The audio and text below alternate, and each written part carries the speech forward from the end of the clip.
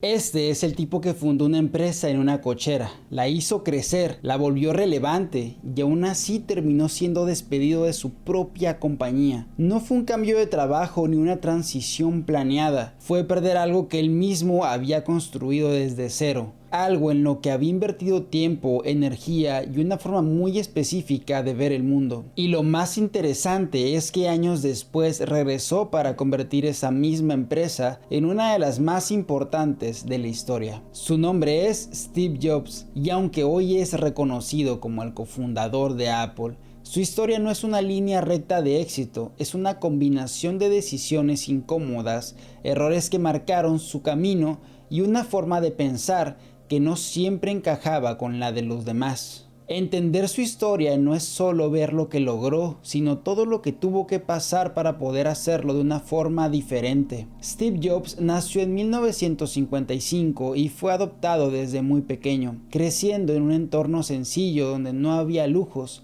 pero sí había algo importante: atención al detalle. Su padre adoptivo trabajaba con las manos y le enseñó a construir, a arreglar cosas y sobre todo a cuidar las partes que no se ven. Una idea que más adelante se convertiría en uno de los pilares de su forma de crear productos. Desde muy joven mostró una personalidad complicada, no porque fuera problemático en el sentido tradicional, sino porque no aceptaba fácilmente lo establecido. Cuestionaba lo que le decían, no seguía reglas solo por seguirlas y tenía una forma de pensar que muchas veces lo hacía chocar con su entorno. No era el mejor estudiante, pero sí alguien que constantemente estaba buscando entender cómo funcionaban las cosas más allá de lo superficial. Esa curiosidad lo llevó a interesarse por la tecnología, pero no desde el punto de vista técnico profundo como otros ingenieros, sino desde la experiencia. Él no estaba obsesionado con cómo funcionaban las computadoras, estaba obsesionado con cómo las personas iban a interactuar con ellas,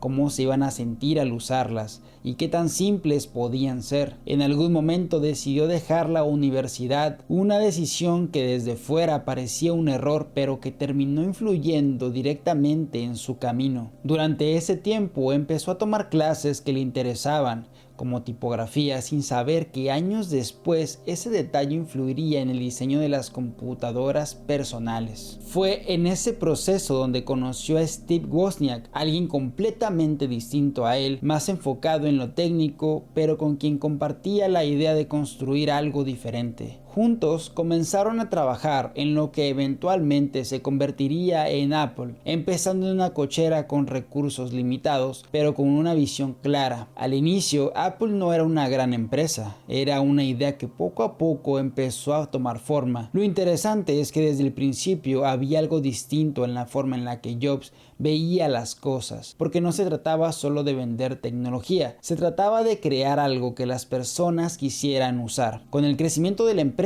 también llegaron decisiones más grandes, más presión y más personas involucradas. Apple comenzó a posicionarse como una empresa importante, pero al mismo tiempo comenzaron a surgir conflictos internos, especialmente por la forma en la que Steve Jobs lideraba. Era exigente, directo y muchas veces difícil de manejar dentro de una estructura empresarial. No era alguien que buscara consenso, buscaba resultados, y eso generaba tensión. Esa forma de trabajar que por un lado impulsaba innovación, por otro lado complicaba la dinámica interna. Con el tiempo, esas tensiones llevaron a un punto crítico, donde las decisiones dentro de la empresa comenzaron a tomar otro rumbo. Y fue en ese momento donde ocurrió algo que cambió completamente su historia. Steve Jobs fue despedido de Apple.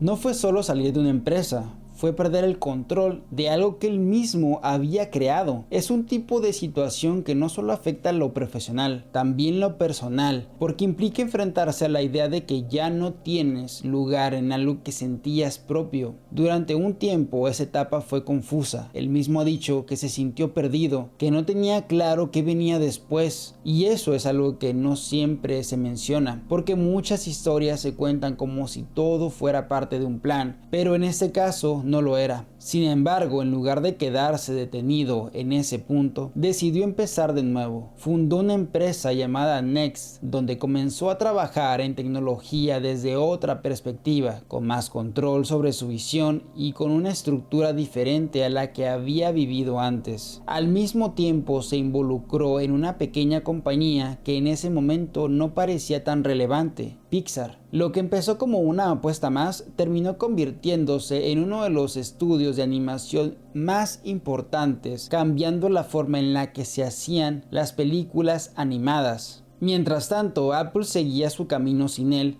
pero no de la manera que muchos esperaban. La empresa comenzó a perder dirección, a complicarse en decisiones y a alejarse de la claridad que había tenido en sus primeros años. Y es aquí donde la historia da un giro interesante, porque lo que parecía una etapa cerrada volvió a abrirse. Apple decidió traer de vuelta a Steve Jobs, no como el mismo joven que había salido años antes, sino como alguien que ya había pasado por errores, aprendizajes y nuevas experiencias. Su regreso no solo fue simbólico, fue estratégico. Empezó a tomar decisiones claras, eliminando productos innecesarios, simplificando la estructura y enfocando a la empresa en lo que realmente importaba. No intentó hacer más cosas, intentó hacer mejor las cosas correctas. Fue en esta etapa donde comenzaron a surgir productos que marcarían una diferencia real: el iMac, el iPod y posteriormente el iPhone. Cada uno de ellos no solo cumplía una función,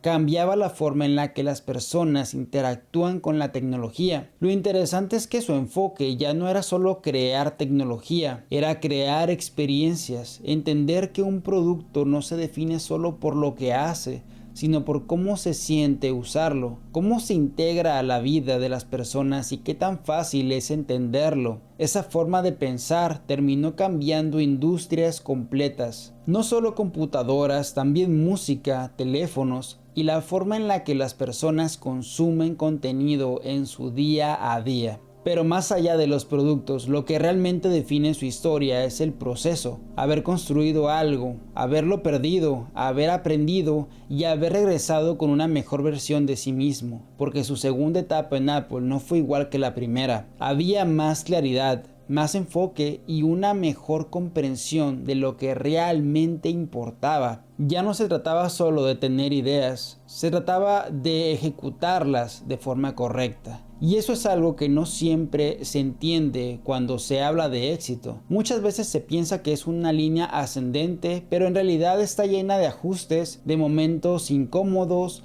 y de decisiones que no siempre tienen sentido en el momento. La historia de Steve Jobs no es solo sobre crear una empresa exitosa, es sobre perderla y entender que el proceso no termina ahí. Es sobre aceptar que los errores forman parte del camino y que lo que haces después de ellos define mucho más que lo que hiciste antes, porque al final no se trata solo de tener una buena idea, se trata de sostenerla, de adaptarla y de mejorarla con el tiempo. Y en ese proceso lo que realmente cambia no es solo lo que construyes, sino en quién te conviertes mientras lo haces.